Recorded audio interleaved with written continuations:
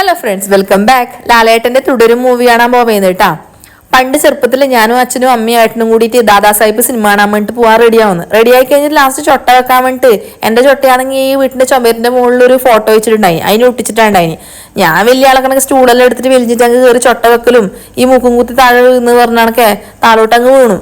പക്ഷെ കുത്തിയത് മൂക്കിന് പകരം എന്റെ കയ്യാണെന്ന് ഉണ്ടായില്ലേ. പിന്നെ സിനിമയാണല്ലോ പ്രാധാന്യം എന്ന് പറഞ്ഞിട്ട് വേഗം പൊടിയും തട്ടിട്ട് അങ്ങ് സിനിമ കാണാൻ വേണ്ടിട്ട് പോയി. സിനിമ കാണുന്നതിന്റെ ഇടയിൽ വേദന ഉണ്ടായിന്. പിന്നെ വലിയ കാര്യമൊന്നും ആക്കിയിട്ടില്ല, സിനിമയാണല്ലോ മെയിൻ.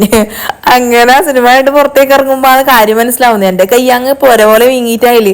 സംഭവം എന്ന് പറഞ്ഞു കഴിഞ്ഞാല് എല്ല് പൊട്ടി. പക്ഷെ ഈ സിനിമേന്റെ ഇടയിൽ ഇതൊന്നും ശ്രദ്ധിക്കുന്നില്ലല്ലോ. അങ്ങനെ നേരെ ഹോസ്പിറ്റലിൽ പോയി പ്ലാസ്റ്ററിൽ ഇട്ടിട്ട് ആ വീട്ടിലേക്ക് വന്നത്. അന്നേരം ദാദാ സാഹിബ് കാണാൻ പോയിട്ട് തിരികെ വരുമ്പോൾ കിട്ടിയൊരു ട്രോഫി ആയിരുന്നു ആ കൈത്തെ പ്ലാസ്റ്റർ. ഇപ്പൊ ഞാൻ ആ സിനിമ ടി വിയിൽ കാണുമ്പോൾ എന്റെ ആ കൈ പൊളിഞ്ഞ ഓർമ്മയാണ് എനിക്ക് ഉണ്ടാവല്ലേ.